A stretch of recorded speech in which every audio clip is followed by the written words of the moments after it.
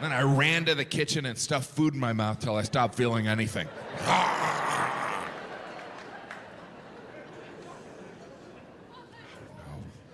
Still wearing masks. There was that time when nobody had to wear a mask, right? That was a fun day. Remember the first time you went out in public without a mask? It was weird, right? You felt naked. You're like, oh, I'm so European. What is this, the French Riviera? I was kind of tempted to wear like a thong mask. Something tasteful yet naughty. I can see his cheeks, but they're still a mystery. Ooh la la. Round and pale and mostly balding, the boy from Indiana goes walking, and as he does, all the people he passed go, yuck.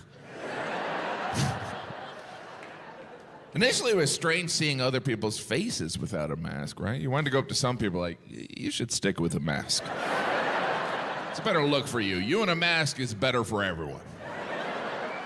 Did you meet anyone during the pandemic where you only knew them with a mask? And then when you finally saw them barefaced, you're like, yikes. You felt like you were Catfish. You're like, wow, your face doesn't match your voice at all.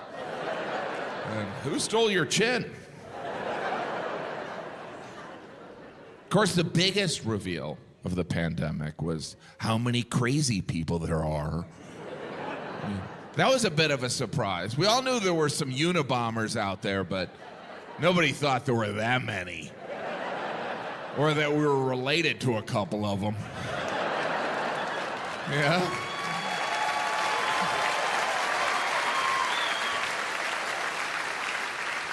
Because everyone had that relative or friend that came out as bonkers.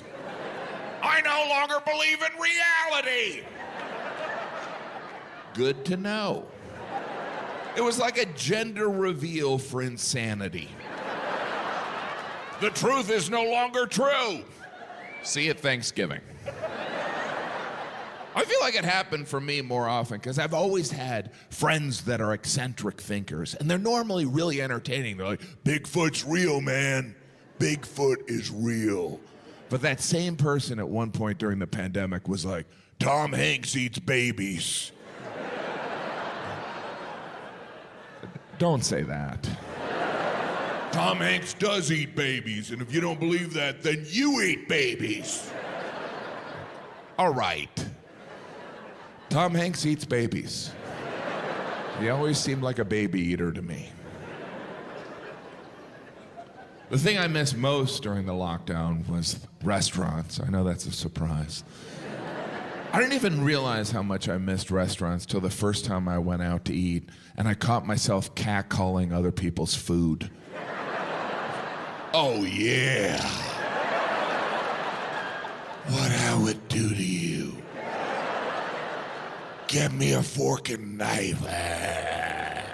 Jim, you're in public. Oh, sorry.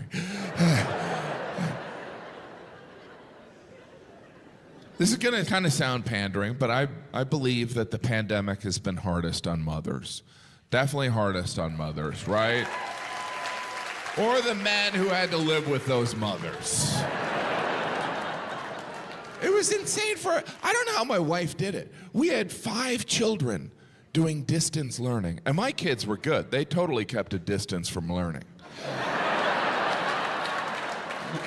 We asked children to do school on the same device they play Minecraft. It's like holding a Weight Watchers meeting in a Wendy's. I mean, it was insane.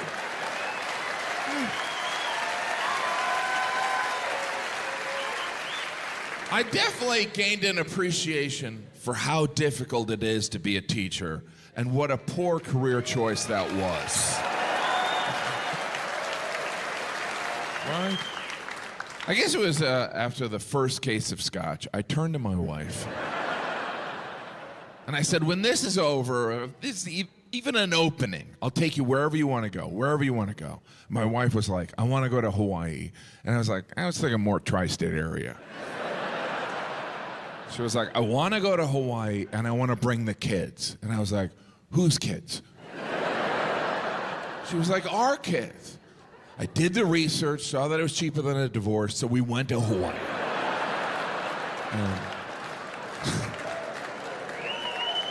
Hawaii is such a special place. It really is. Like, there's the aloha spirit where people greet each other with aloha, but I'm so awkward. Someone would be like, aloha, and I'd be like, hello, ha. Does that mean something? That means... Even when I would use the Hawaiian terms properly, it would backfire. Like, if I said mahalo, the natives would look at me like, you don't have to do that. Just nod your head and we'll bring you pork. Because I stuck out in Hawaii. I didn't even look like a tourist. I looked like someone they brought. Thank you! Thank you! Oh my gosh, thank you so much. Thank you. Thank you. Oh, thank you so much. Thank you. Oh, that's so nice. That almost makes me forget we're all gonna be dead in a week. I'm kidding. It'll probably be a month. Remember when we thought the pandemic was over? Everyone was so happy. We did it! We probably looked so stupid. Everyone was patting themselves on the back. I'm just glad I could help out the sick by staying inside. It's not over? Well, I'm not going back in. Those sick people have to die. Because it's not over. The pandemic is like a TV show you thought was canceled, and then it got picked up by Netflix. Because we all went through the same pandemic, but we didn't have the same experience, right? There were factors. Like, if you were 25 and healthy, you were like, whatever, I'm going on a COVID cruise.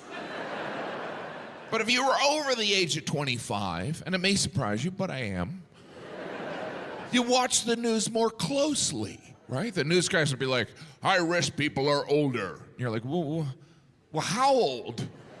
Like, old, or didn't have a cell phone in high school old? Right? Because nobody thinks of themselves as old. The reality of your age just occasionally slaps you across the face. I did this benefit for a hospital. It was a fancy event.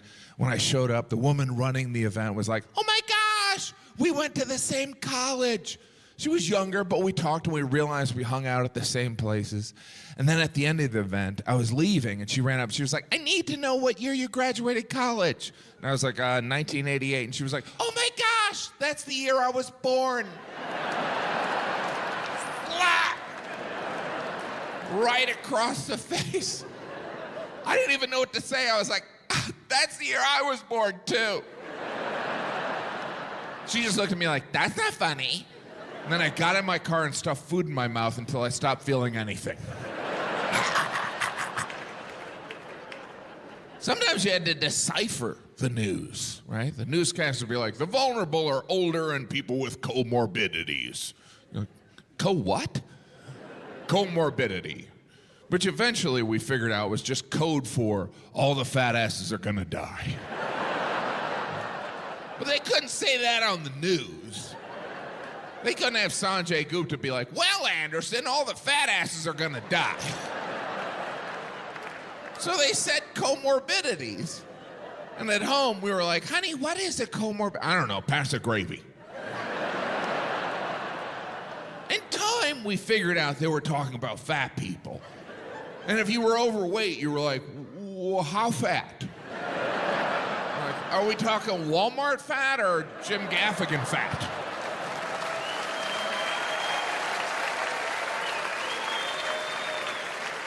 I got the message. I don't know, but I totally got the message. I started working out, I started eating healthy, I was going good, and then one day I looked in the mirror and I was like, enough of that.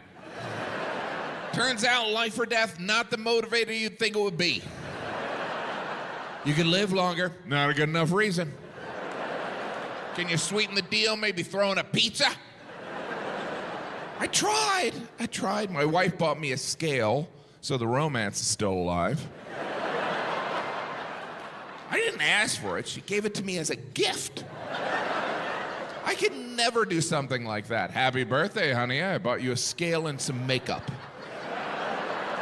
Just looking out for you, sweetie. It's a high-tech scale. Comes with an app so the government can know how overweight I am.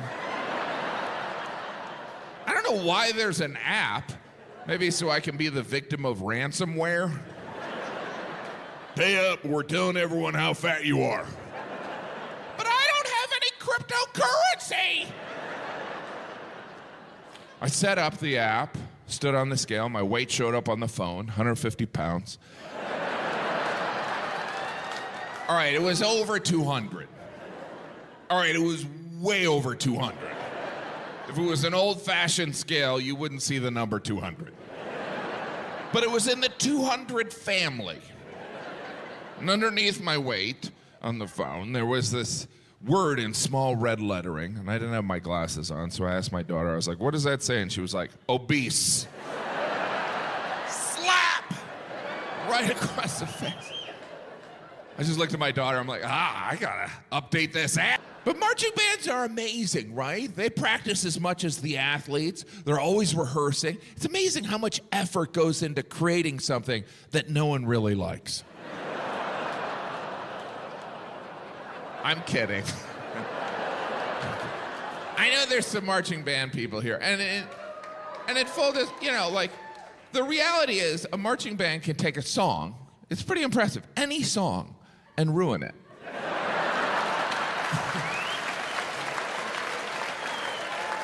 You're like, wow, I didn't know I could hate Uptown Funk that much. You're never listening to a song and think, I wish there was a marching band version of this. And I understand there's some proud marching band people here. And in full disclosure, I could never be in the marching band because I've had sex.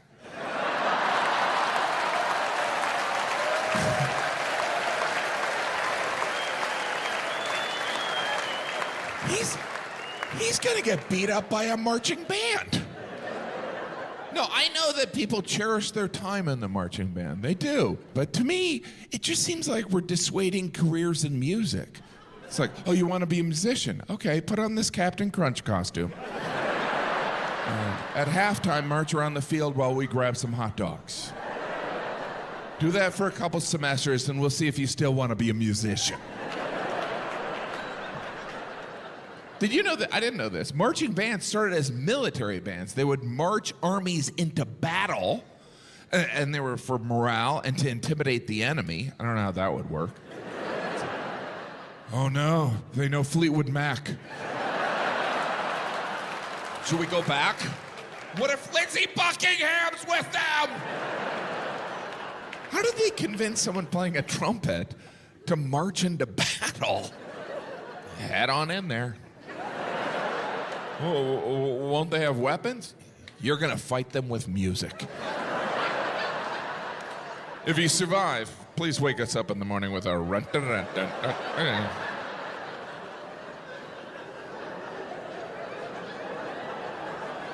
I love it when trumpet players have the plunger at the end. Wah, wah. Who came up with that? I was listening to you play the trumpet, and it reminded me of when I clogged my toilet. I had eaten 6 Big Macs on a dare anyway. I brought my plunger. It's kind of clean. If you could place it at the end of your expensive music equipment and give me a wah-wah. Go ahead.